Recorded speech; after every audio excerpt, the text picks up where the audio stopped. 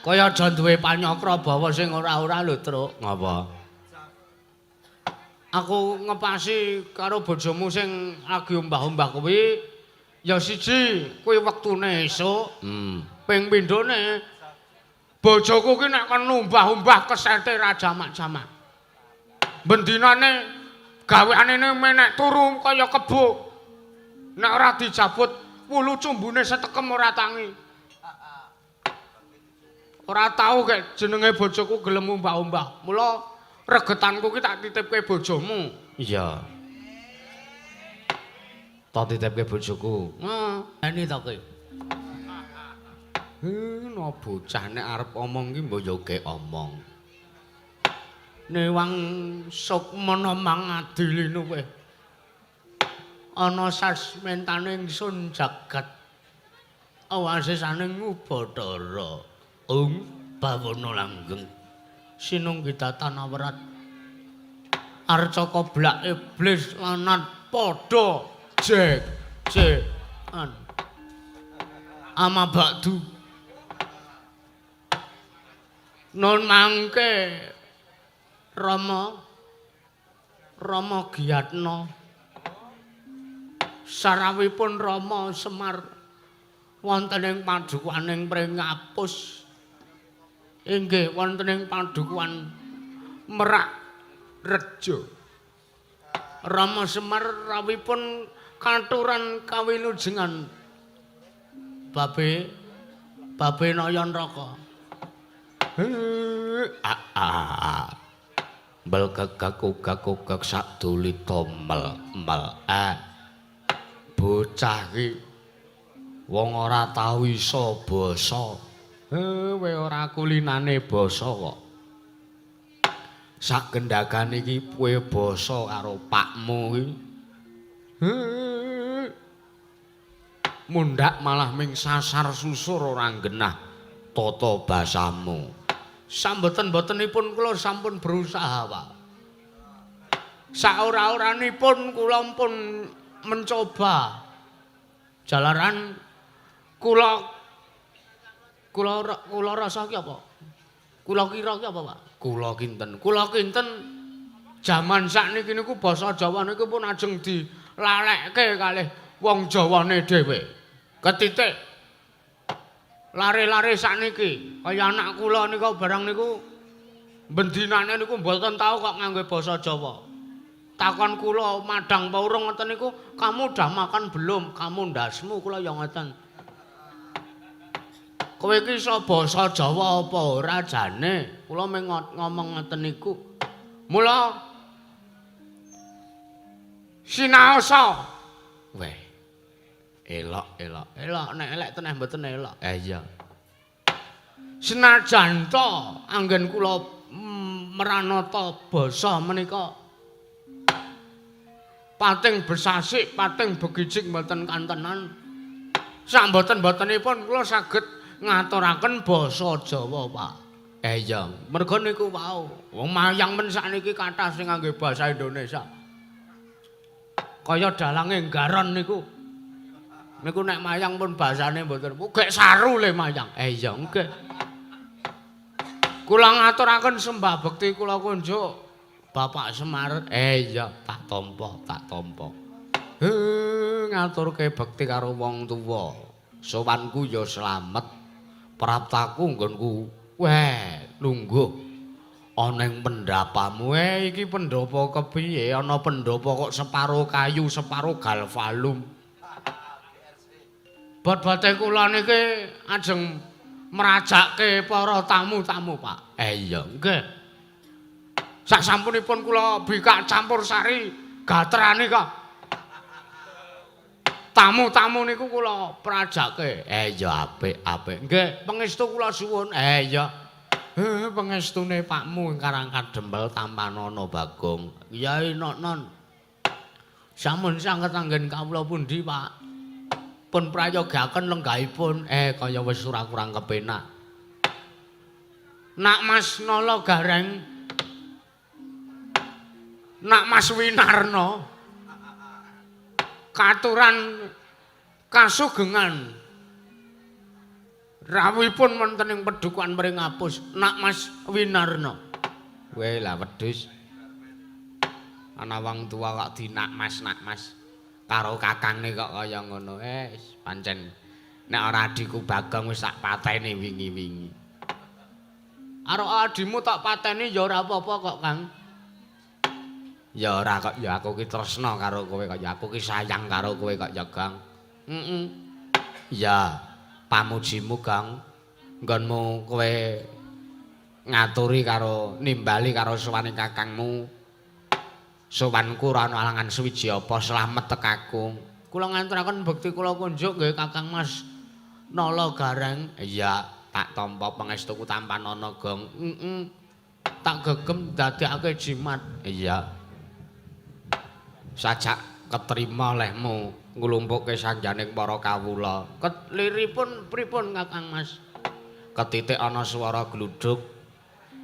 Rampung acara iki mengko sesuk-esuk kayon ditancepke mesti gek ndang udan. Amin. Sing disuwun ngono. Ben subur. Iya. Tandurane para warga. Merga iki ngene. Ana tetembungan sapa sing mensyukuri apa sing diparingake dening Gusti bakal ditambahi rasa nikmat. Mula ki tak syukuri. Iya. Bebasane wargaku, kawulaku iki, rakyatku iki padha bebasane nancepke banggal iso dadi gaplek. Nyebar gabah iso dadi sego. Ki mulai iki disyukuri. Mergo jaman saiki wong arep golek dit 20.000 angele ra jamak. Ning kala mangsane rombong aku ki siji loro ana sing ya ming mergo kelong 50, kelong 100 ngono kok ngresula. Kira ora trep mula aja kaget aku nglumpukke praptane Kang Gareng. Prayogakna ya Kang. Iya. Kaya wis ora kurang prayoga, Gong. Heeh. Petruk padha slamet to, Truk. Kowe karo wah jan wis. Bagong ki nek karo aku saking kulinane. Heeh. Slamet tekaku, Gong. Heeh. Ngaturke bekti ya, Truk. Tak tampa pangestuku tampan ana, Gong. Heeh. Ora kowe kok kaya karo aku kok kaya wong kecintrung. Lire piye? Pendak-pendak kowe alasan golek kayu bakar ning mburi omah. Mesti kok ngepasi nalikane bojoku lagi umbah-umbah. Kaya aja duwe panyokra bawa sing ora-ora lho, Truk. Ngapa? Aku ngepasi karo bojomu sing lagi umbah-umbah kuwi ya siji kuwi wektune esuk. Ping pindhone bojoku ki nek kon umbah-umbah kesete ra jamak-jamak. Bendinane gaweane menek turu kaya kebo. Nek ora dijabut wulu cumbune setekem ora tangi. Ora tau kek jenenge bojoku gelem umbah-umbah. Mula regetanku ki tak titipke bojomu. Iya. Tak titipke bojoku. Terus karepmu kok kowe mesti nganggo pawadan golek kayu bakar. Monggo kowe wis ora nganggo pawon, kowe iki wis nganggo kompos kompor gas.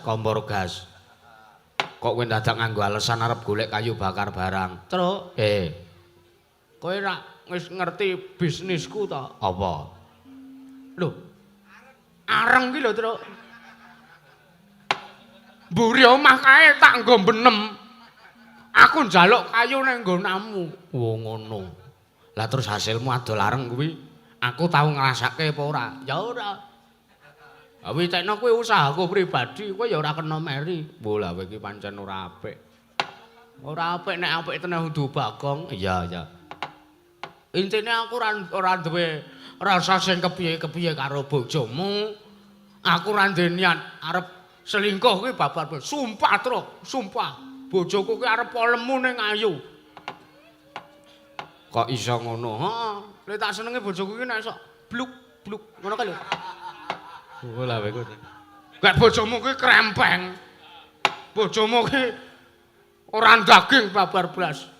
Nek bojoku ora semono gedene kae ra sesuai karo aku mergo aku ki wis tergabung koyor grup. Oh iya. Iya. Nek kowe rak tengkleng grup. Iya. Ya wis ora apa-apa. Teges aku ming arep nggenahke iki lho Gong mergane aku ki mikir Bagong ki ngopo kok benesuk mesti nyeraki bojoku. Nyerake iki mergo menehke regetan. Ngerti ta kowe nggonanmu rak wis ana mesin cucine. Nggon aku nek umbah-umbah anakku sing sok gelem umbah-umbah ngumbahi wis diidak-idak kumbane. Sangkane keset li arep ngucek. Ya wis ora apa-apa. Kosek aja kedawa-dawa le do jagungan. Ming rembug wong ngumbahi. Nggih, Pak, pripun? Beda karo padatan. Nggih, wong biasane mboten lakon iki. Ha iya. Aku tak takon karo kowe, Bagong. Nggih. Iki kok ning Prengapus iki kok umbul-umbul duta pasang ki karepmu kepiye? Ngeten, Pak, ngeten. Sing sepisan kula ngaturi rawuhipun Bapak menika kula ngaturaken pamatur nuwun merga Bapak ki ora sah basa wae Pak apike. Ora apa-apa ora sah basa. Nek basa malah ora iso aku nek kon formal ki ora iso. Iya, terus Bapak ki minangka wong tuaku, Bapak ki minangka sesembahanku. Anane Bagong dilairke ning jagat iki merga Bapak eneng. Mula Bagong kudu ngabekti karo sampeyan. Matur nuwun. Teges kowe bocah sing iso mikul dhuwur mendem jero karo wong tuwa. Senajan to kowe iki bocah anake Semar sing tinemu ragil, ning kowe iki sing paling ngerteni karo Bapak. I love you Bagong. Nggih, Pak. Kok aneh-aneh barang basane rumasaku. Kowe iki cah ragil beda karo kakang-kakangmu loro. Kakangmu loro kuwi wis tuwek. Tuwekane bendinane ming main rantek-entek. Nganti nyeblakke BPKB barang. Ming sangkale dingge ngecrot. Apa? Ngecrot. Apa kuwi? Main nggon HP. Ngeslot kok ngecrot. Bapak kuwi kok aneh-aneh. Iki aku ngaturke panuwun. Iya. Merga Bapak wis gedhekke Bagong wiwit cilik nganti gedene semene. Wiwit aku randhe daging nganti kokean daging. Iya. Aku ngaturke panuwun karo Bapak. Merga aku melu Bapak, aku diopeni diayomi karo Bapak. Makasih ya, Pak. Iya, padha-padha. Ndungkap angka loro. Miturut materi sing wis tak ketik iki mau aku arep matur karo Bapak. Iya, arep matur apa? Ngene ya, Pak. Kahanan kaya ngene, kahanan dusunku sing dusune iki wis diaspal kaya ngene iki. Iya. Iki arep tak syukuri, Pak.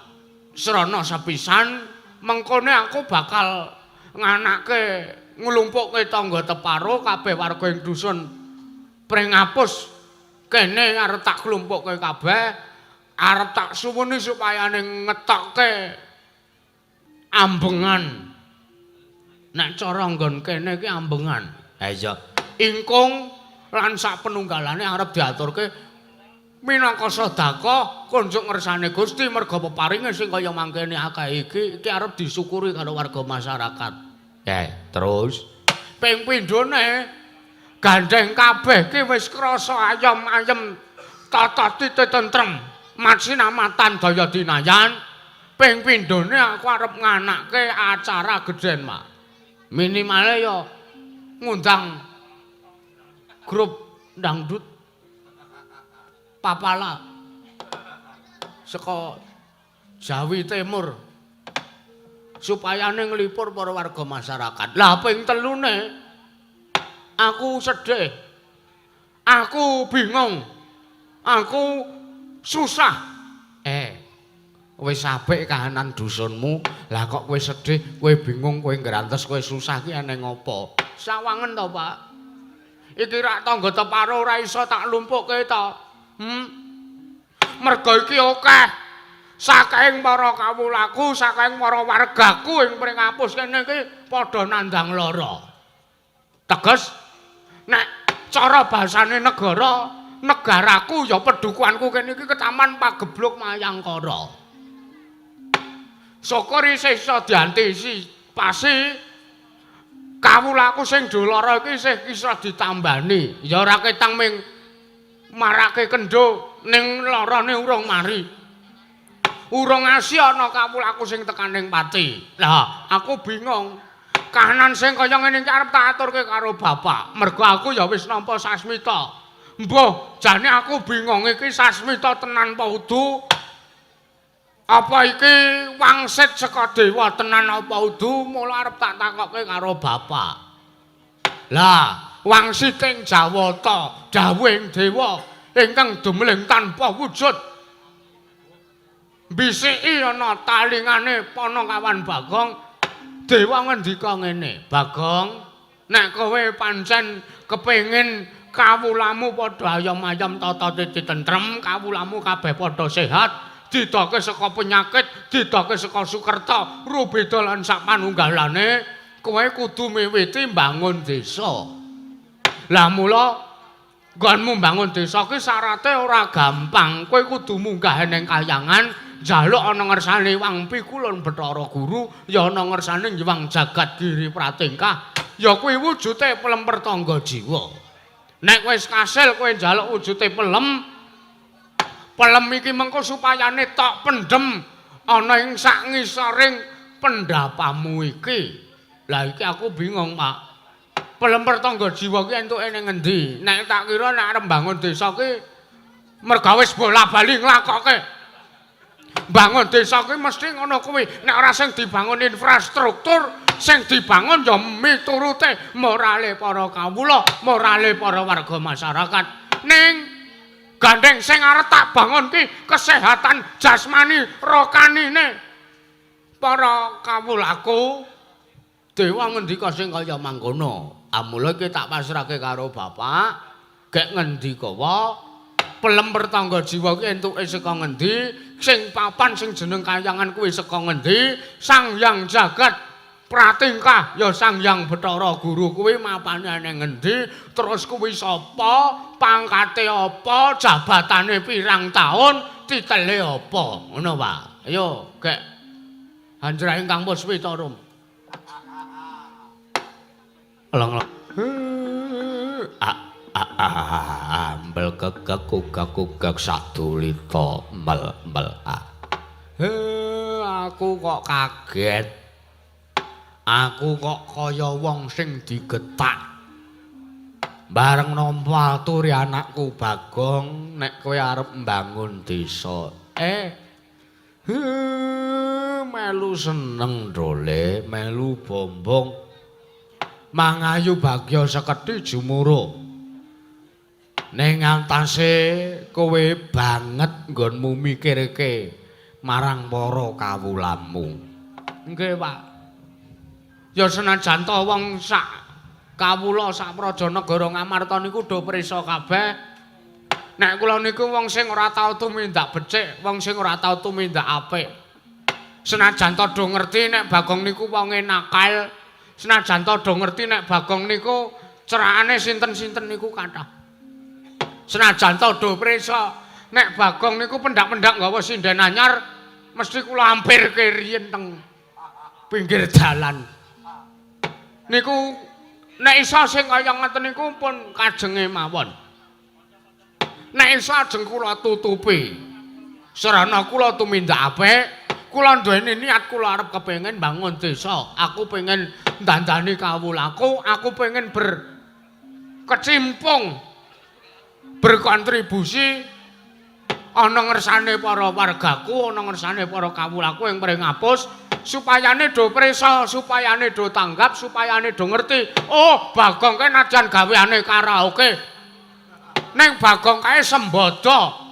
Teges sembadane Bagong saguh sartane Bagong kuat ngayomi kawulane, Bagong kuat ngayomi sartane kuat ngopeni para wargane. Ketitik kanan sing kaya mangkene kawulane Bagong dolara, Bagong berusaha nambani.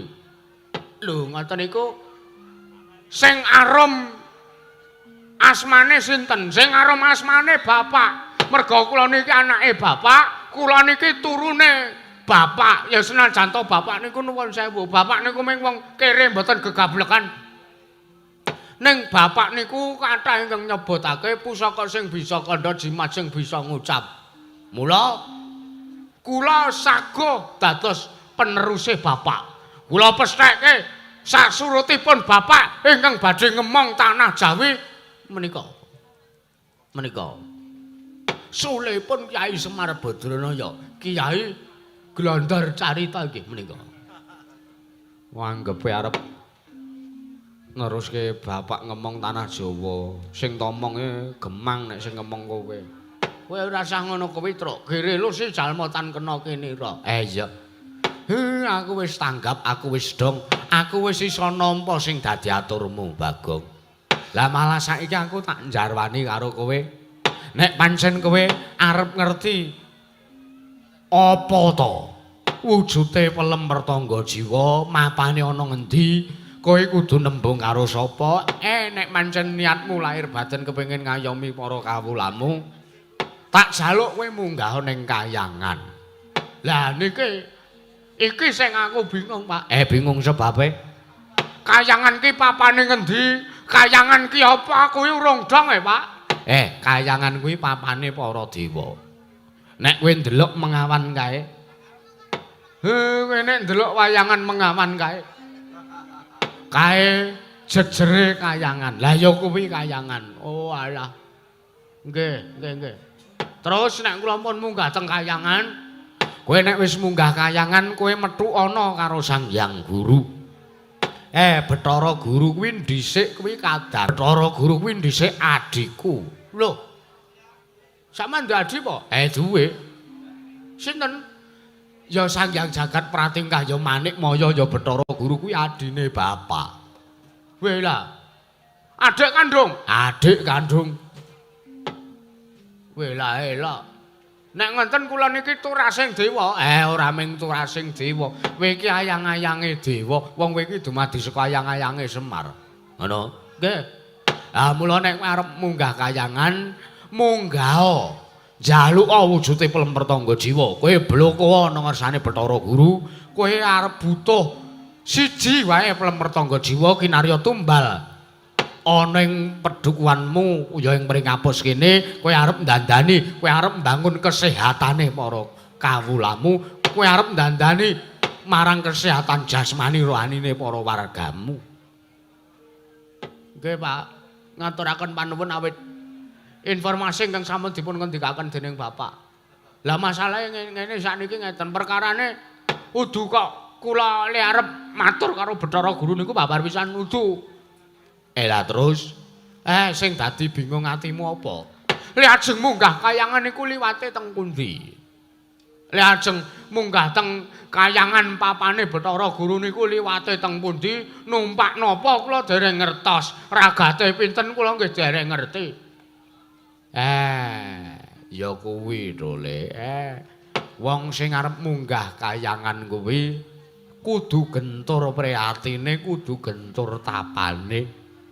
Bapak iki sakploke dadi kawula. Sakploke mudhun ning Madyapada. Aku arep munggah kayangan ki aku dadak nglakoni poso. Aku arep munggah kayangan ki aku dadak nglakoni prihatin poso mutih 7 dina. Mula nek kowe sagu nglakonana poso kuwi tumuli kowe iso munggah ning kayangan. Waduh.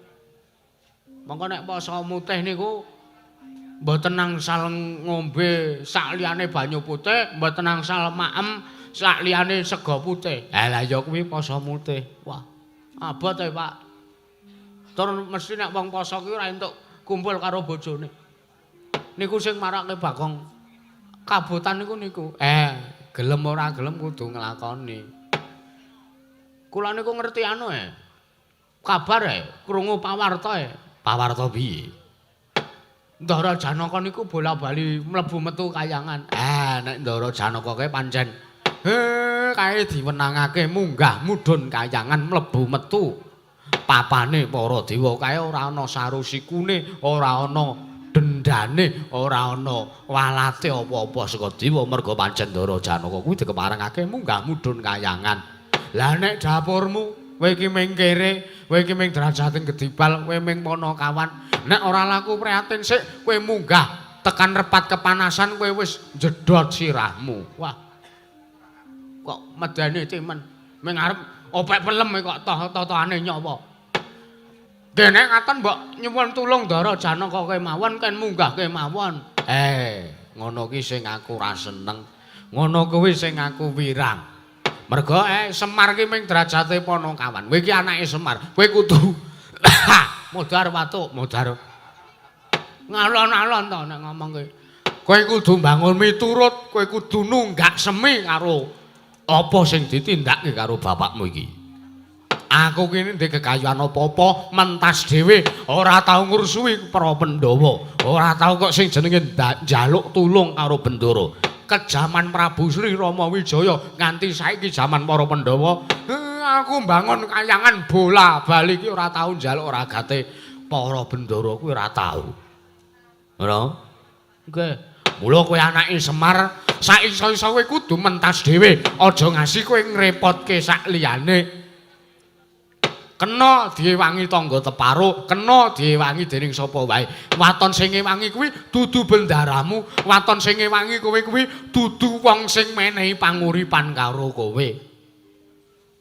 Wis ngono wae. Wetengku ngelih. Pak weteng ki nek weteng semega kuwi ngoten niku. Nggih Pak, matur nuwun. Terus teng pundi lajeng dalane munggah teng kayangan niku teng pundi? Takono Petruk iki sing wis tau tajak mrana. Ngendi Petruk? Dalan munggah ning kayangan kuwi mapane ning sak lengkaing gunung Mahameru, Gong. Weh. Mahameru? Iya. Ning tengah kono ana wujude Andorante. Ki Andorante tok penek engko tekan kayangan. Lah masalahe ngene, Truk. Ngapa? Nek arep munggah ning Gunung Mahameru kuwi ragate akeh. Dadak golek logistik. Dadak golek tenda ora wurung engko ngekem sithik. Dadak apa jenenge sangune akeh, mongko aku ki ming wong kere, masa aku korupsi dana desa meneh. Ra wangun ta, Truk? Lha yo gelem ora gelem kudu nglakoni ngono kuwi. Wong nek arep munggah ning Gunung Mahameru kuwi kudu diunggahi sithik, teges kudu mendaki sithik, Gong. Wah, nek kowe kulino munggah gunung kok Truk ora iso. Malah mengko ming kedarang-darang lelakonku ming munggah Gunung Mahameru mah entek-enteki wektu engko selado modar kawulaku sing dolara. Ya ora kena ngono kuwi kok ya. Labuh-labet tumrap negara kuwi apik, Mas. Tapi tekno nek abot aku kudu lakoni nek pancen wis to niati. Ya ta, Rek? Heeh. Tenan kuwi. Kowe ngerti awakku nganti kaya ngene iki, Kang? Awakku nganti kaya ngene iki anane iki mergo angele sepira, gedene sepira, abote kaya ngapa, tetep tak lakoni tak tampa ikhlas. Merga wis tukul rasa, wis tukul niat. Rasa kepengin dandani kawula, rasa kepengin ngapikke kahanan dusunmu. Mula kowe lahir batin iso ra iso, gelem ora gelem, mbuh abot mbuh enteng, kowe kudu nglakoni kuwi, Gong. Ngono kuwi. Nek kowe manut ature bapakmu. Nek kowe iso nglakoni sing kaya mangkono, kowe ora bakal dioncati karo kawulamu. Mergo kowe lahir batin sartane tenanan nggone ngayomi para kawulamu. Kowe dadi duka iki, kowe ditresnani karo kawulamu. Yakina karo ature bapakmu iki, Bagong. Sikra